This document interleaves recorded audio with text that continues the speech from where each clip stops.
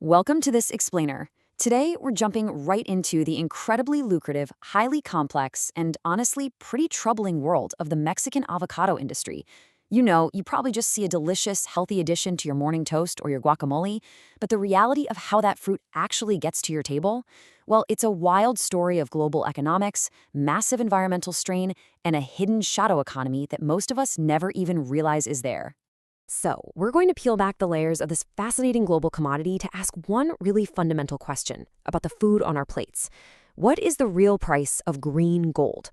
Because, as we'll see, the price you're paying at the grocery store doesn't even come close to covering the actual cost of this booming agricultural miracle. Okay, let's look at how fast this took off. Global avocado production has absolutely skyrocketed, jumping from 2.7 to 8.7 million tons since the year 2000. A lot of this was driven by free trade agreements and huge shifts in our diets. But check out how the surface area used for planting mirrors that production line almost perfectly.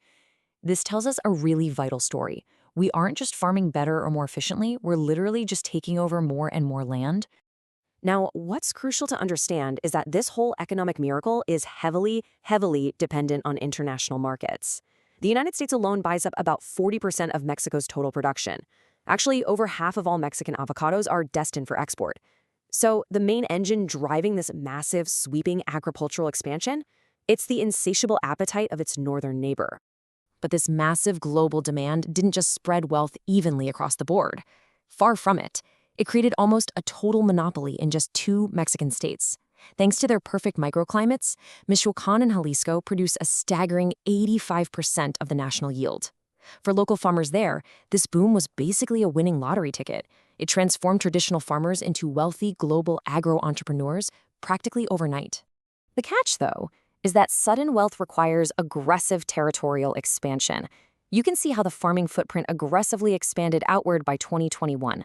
The surface area dedicated strictly to avocados in Michoacán effectively doubled, hitting over 165,000 hectares. As farmers chase those high export prices, they just kept pushing the agricultural frontier further and further out. And that brings to mind ecologist Garrett Hardin's famous idea, the tragedy of the commons. He warned that the limitless pursuit of profit using finite shared resources ultimately leads to a dark reality.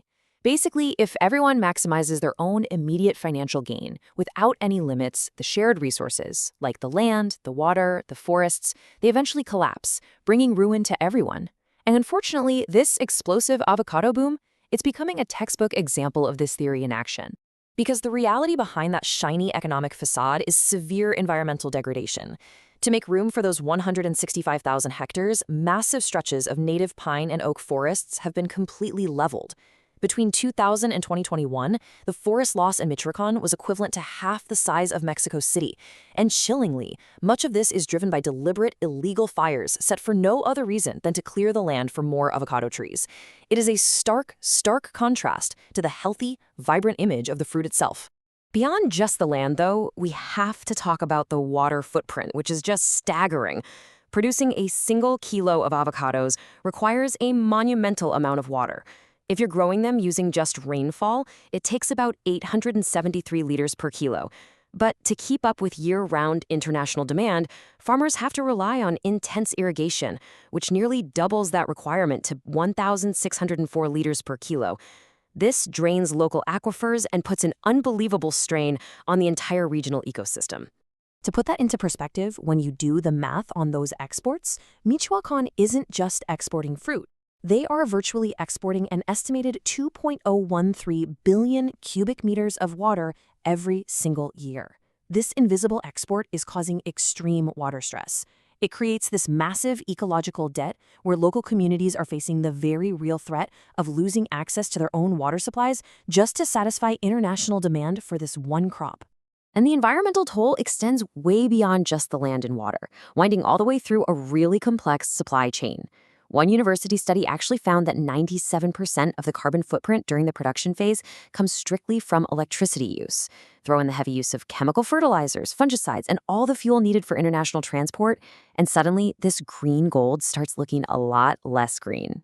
Now, as if the environmental cost wasn't enough, here is where the story takes a really dark turn. Wherever there is a massive, highly profitable, and rapidly growing industry, predatory forces are never far behind. The billions of dollars flowing into Michoacán and Jalisco inevitably attracted the deep, pervasive, and terrifying shadow of organized crime, and it completely altered the landscape of this agricultural boom. Cartels have systematically infiltrated basically every single link of the supply chain. They operate almost like a parallel authority. They enforce an informal criminal tax through brutal extortion of both the farmers and the packing plants. They steal land outright. Incredibly, they've even usurped official functions, literally acting as transit police and conducting their own agricultural inspections. They are treating the avocado industry exactly like they treat the drug trade. To give you a sense of this financial drain, organized crime extracts an estimated 1.4 billion pesos, that's roughly $72 million annually, just from extorting the 62 packing plants in Michoacán alone. Astoundingly, this illegal extraction is actually higher than the official taxes collected by the government. So without even knowing it, the consumer buying that avocado at the store is helping foot the bill for this criminal tax. Obviously, a system this broken has massive real-world consequences. The violence and threats have reached such extreme levels that it's directly impacting international trade. Remember in 2022 when the U.S. temporarily banned avocado imports after a safety inspector was threatened? That cost the industry hundreds of millions of pesos in a single week. But the human cost is far worse. Terrified local farmers are being forced to abandon plantations they spent their entire lives building, fleeing their homes and migrating just to survive. Which brings us to one final lingering thought. The Mexican avocado industry is currently caught in a vice between a looming ecological collapse on one side and pervasive criminal extortion on the other. So, can this system truly survive? It's a stark reminder that every global commodity has a hidden, often heavy, local cost. Thank you so much for joining me for this explainer, and I hope it gives you a completely new perspective the next time you pick up some green gold.